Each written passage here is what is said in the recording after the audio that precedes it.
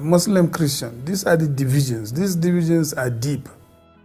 You see, even in the smallest family unit, you need unity to have stability, peace and progress of that family.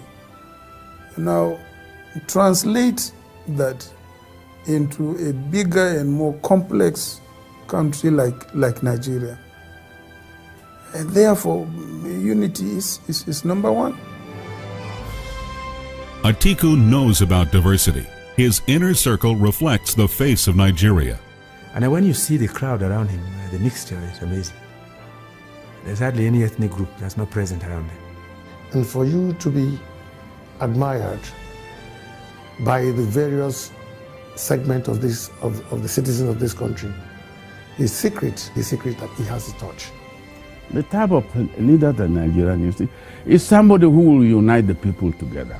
I believe strongly that Atiku Abubakar is that type of leader.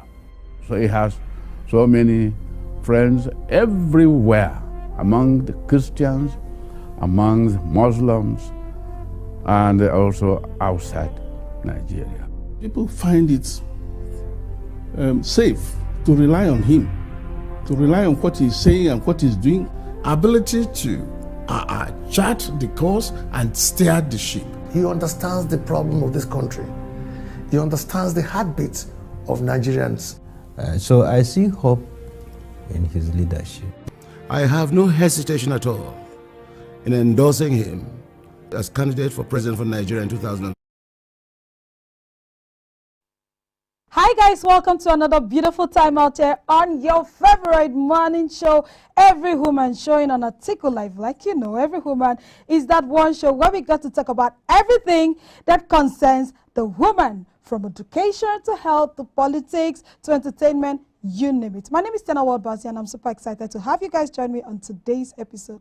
You guys know I don't always do this alone. Hi Tiana, good morning. Hi everybody, good morning. Welcome to Every Woman. Today we have another exciting topic as always. Yeah. I'll let Tiana, let the cat handle it. I do, you look really excited today. Yesterday you were just, we're talking about. I was under the weather yesterday. I wasn't feeling too good. We're excited of a child. We know that rearing a child, the intricacies of rearing a child doesn't actually have to depend on the biological parent alone. I mean, those days when we used to grow up, when I was growing up in those days, you realize that a parent outside, any parent can just discipline you and put you in order. Everybody was your parent. Everybody was your parent. Now, these days, I think it's different. It's something we really need to look into. Yeah, I think so. I mean, it's I think what we see today is a lot more people coming out as parents, the biological parents. If you're not the biological parent of this person, you don't have any rights.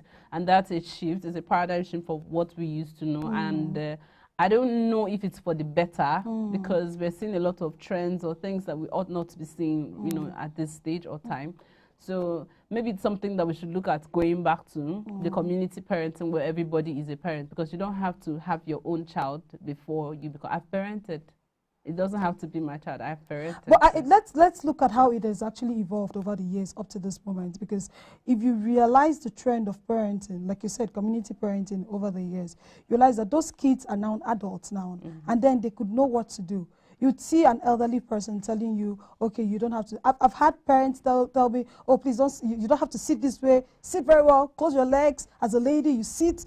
But these days, you can't talk to a child outside. You can see a small kid outside, and you tell her, sit this way. The mother will come and tell you, who asked you. And it's very wrong. I remember that the very first time I tried to wear these ripped jeans, my mom complained. But it wasn't my mom that stopped me from wearing it. It was even somebody outside that told me, oh, and I stopped.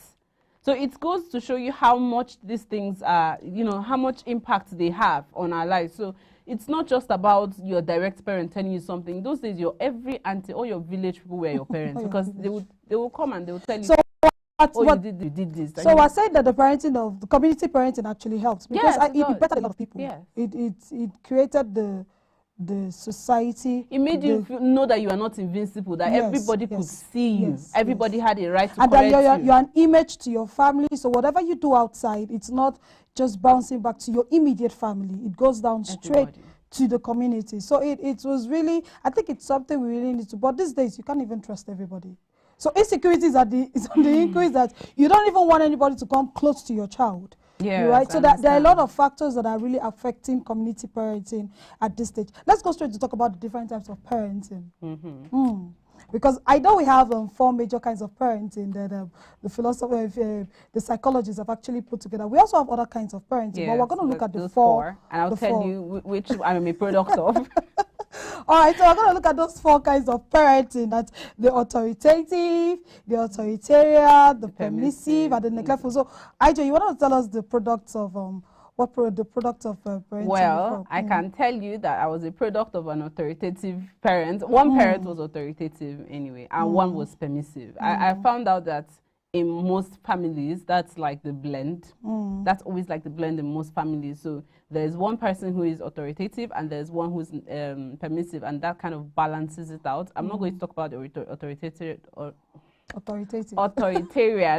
and the neglectful. So I had one parent that was hands-on, really hands-on.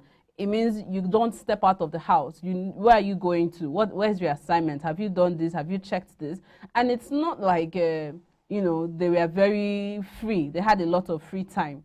My dad used to travel, you know, for contracts, and he'll be out for a long while, and then he comes back after a long while, and we spend like 2-3 weeks of a month, dependent, and he's off again. But, you know, for that period that my dad was going to be with you, everything had to be proper. It's the prim and proper parent that when he comes back, you cannot be found not reading. You have to be reading your book. If you're not reading your book, you have to, in fact, you cannot even be done reading your book. Once you're done reading your book, if you're in SS1 and you finish reading for SS1, take SS2 and read. You finish SS2, you take SS3 and read. It doesn't matter. You just have to be ahead of yourself. You just had to be doing something. You always had to be busy. You had no, and of course, as children, you're resentful of that type of parenting because you feel like this person never really allows me to be free. Of course, growing up now, I've seen how much that style of parenting, in a way, has helped. Has helped, yes. It has helped me a lot. It has made me a lot more independent. It has made me a lot more responsible. But my mom is more of permissive parenting, and not in a negative way. It's not in a negative way at all. So, but it was more like we are friends. Yeah. So I had the opportunity to chat and discuss and talk to my mom about, I say it everywhere. Like, I talk to my mom about basically anything. My mom calls me and we gist. Like, that's how, you know, that's the kind of relationship that we have. Of course, growing up, I'm closer to my dad now, maybe, because... Okay, so I think a lot of people out there are mixing up. I've had cases where you talk to people and you realize that they're mixing up parenting. People will tell you, okay, but I'm doing this, but I'm doing that, but I'm not doing this, right? So you can't really tell which kind of a parent or what kind of parenting style you're using on your kids.